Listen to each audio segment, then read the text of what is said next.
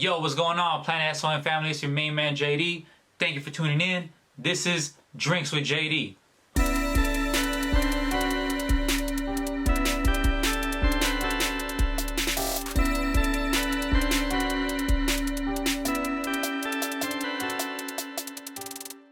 It's a little bit of both. Okay. Because it's still me.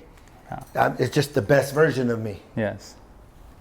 Oh. You know, so because it all started with Decade is why I do that. You know, because I think if anybody that's in the game ever hears the phrase once in a decade, they'll connect it to me. Of course. You know, so when I say decade, you know, I'm referring to the foundation of where it came from. No doubt. And in this current existence at this very moment, I'm at my best state. Yeah. I may be better next year, and I may do Decade 3.0. Who knows? Yes. No doubt, no doubt. Now, saying that, can we expect another trilogy?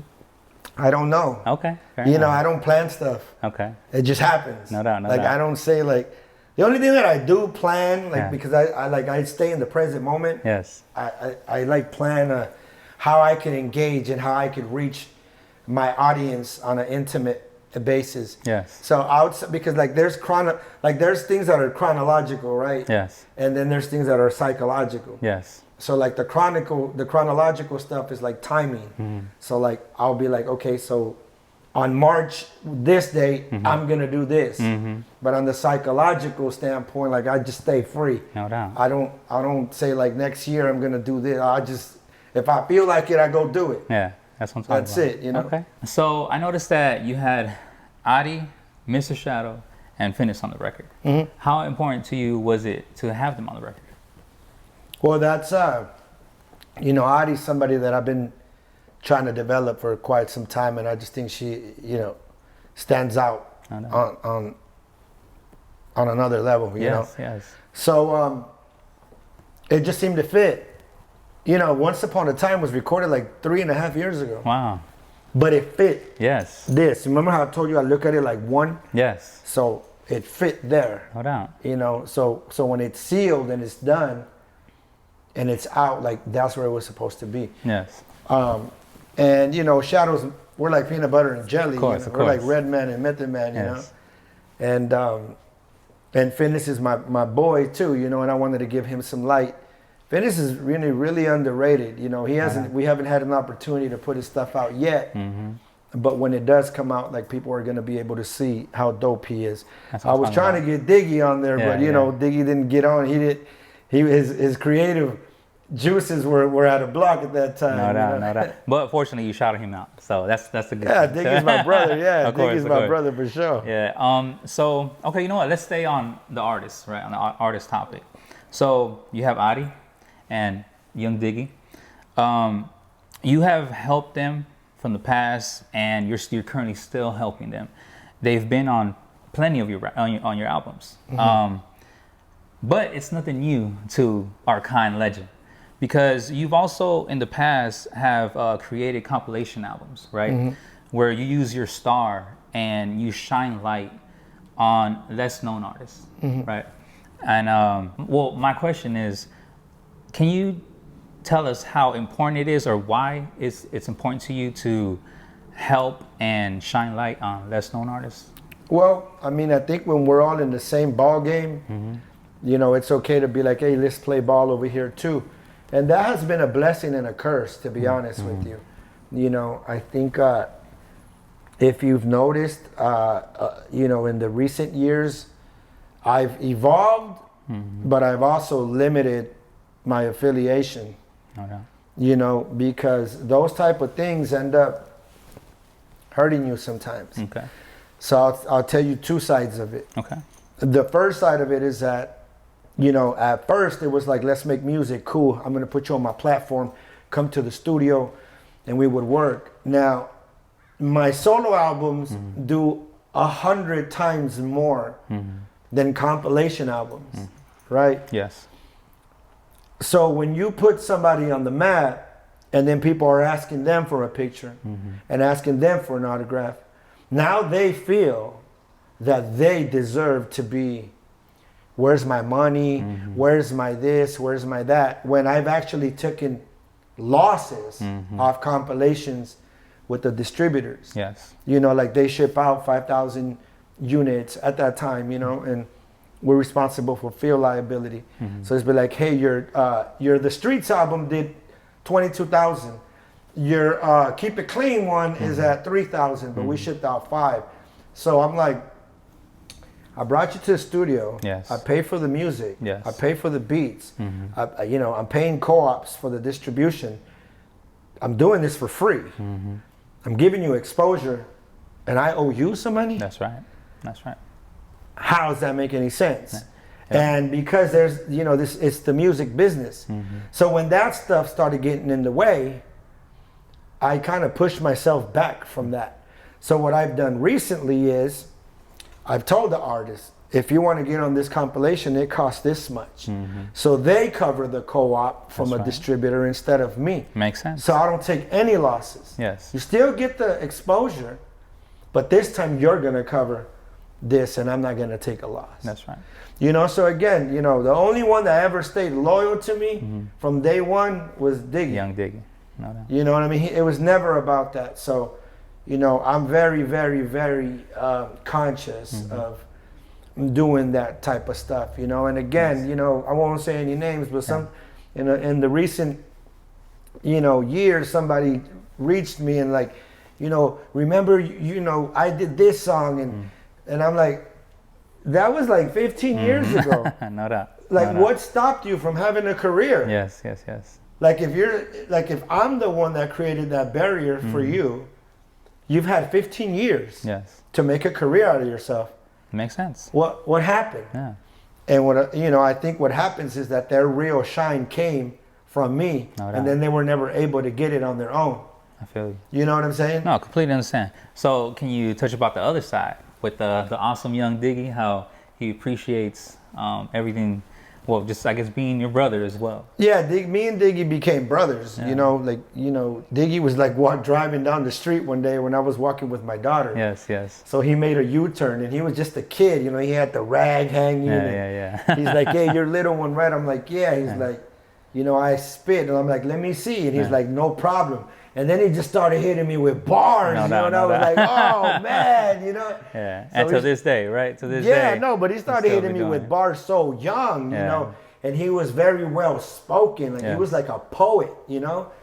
So I told him, hey, look, I'm going to finish up this album, Yes. Karma. Yes. When I get on my other stuff, I'll get at you. So I get at him, and then I would go pick him up, just like the movies, and he'd be in his crowd drinking 40s, and I'd be like, you, come here. Yeah. And he'd get in the car, you know, so we went to the studio, we recorded Dead. That's what I'm talking about. That Okay. was his first song. Yeah. And from there, we just developed a brotherhood. Mm-hmm. You know, we just became brothers, you know what I mean? And it went beyond music. You know, I saw him through his darkness.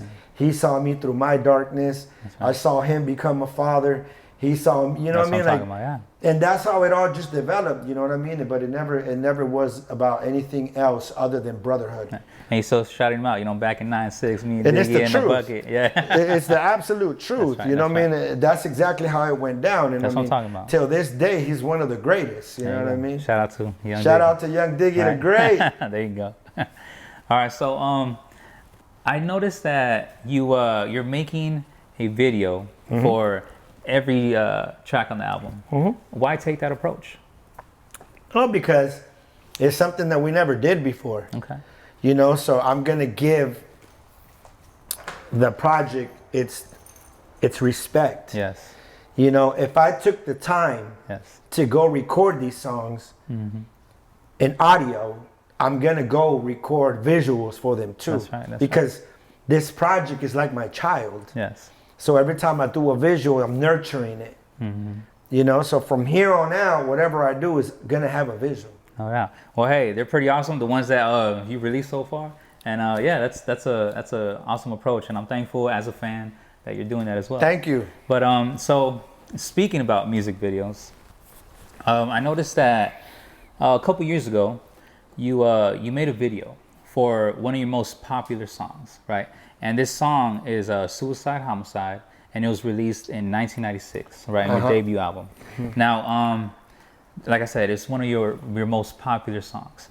And did the popularity of the song persuade you to make a music video almost 20 years later? I actually want to do a whole bunch of videos to like my old songs. Yes, okay. To like Boogeyman, I want to redo that. Yes. I want to do one to They Called Him Little One. Yes. I want to do one to Mr. Little One. I want to do that. I want to do, you know, Gotta Go Commit the Murder, Rap Devils. I want to do all of that. That'll be amazing. You know, and you know, and I'm going to. Yeah. You know, but like That's right now, like the focus is there. But yeah, I mean, you know, that was, I mean, the way that all that happened with homicide, suicide is because I used to work for the coroner's office when I was 18 years old. Yes. So I used to pick up dead bodies. You know, some of them were homicides and some of them were suicides. Yes. And in the midst of that, I was writing. So it'd be like, now this could have been what? Homicide. Or maybe this could have been suicide. For sure. That's where that came from. Yes. So it never left.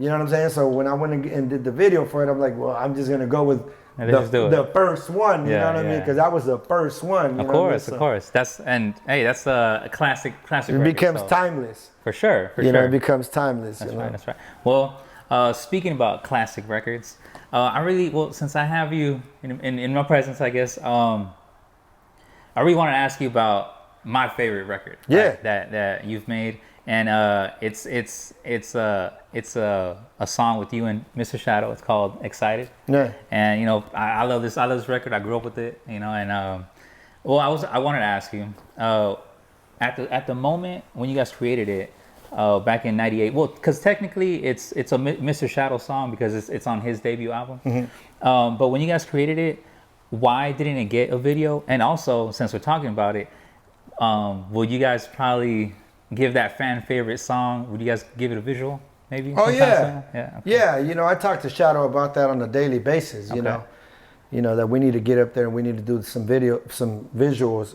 for that.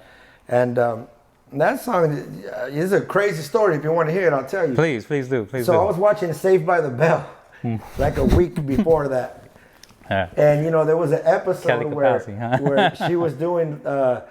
Pills. Okay. And so he was trying to calm her down and she started singing, "I'm so excited." Right? Yeah. And I just can't fight it, right? So Shadow comes to the house with the beat, and as soon as it started, I'm like, "I'm so excited." And then, you know, the other stuff. Of course. And that's how that happened. Yeah, that's amazing. So we wrote the song on the spot, and then we went and we recorded it, and the rest is history, you know? Wow, that's what I'm talking about. So now, shout out to Saved by the Bell. Right? Zach Morris, right? Yeah, AC Slater, right? San Diegan, right? Yeah. Okay, so you know what? That actually brings me to my next question because, so I noticed that that record, right? Excited.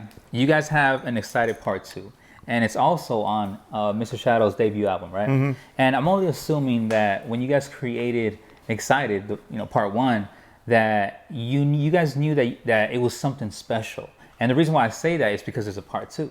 And I guess my question is, when you recorded it and you heard Excited Part 1, did you know it was an instant classic? No. Okay.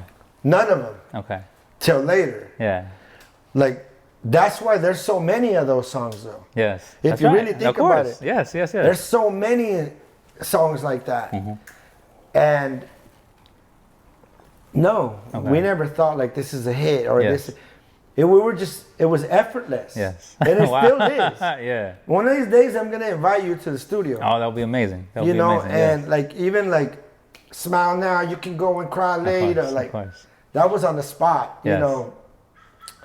Sometimes people ask me if I like horror movies. I say, I am the horror. Like, of course. That's like, I talk like that. You know, like I'm a theatrical person, you know what I mean? But now, you know, the only reason we did Part 2 later was because the popularity it gained over the years, you know. I never really liked Part 2 too much. So, you know, we probably got to get a Part 3 in there. Okay, yes, that would be amazing. Now, right now, you know, yeah. No doubt. Okay, well, I guess one more question on Excited. So, Little Weirdo, right? I'm sure you heard of him. And for the audience members who don't know, Little Weirdo is a popular San Diego artist, but he's from the new generation, right? Mm-hmm. On his Instagram, he shared a song where he sampled Excited, right? Excited Part 1. Yeah. And my question is, how does it feel to be embraced, appreciated, and loved by the new music artists?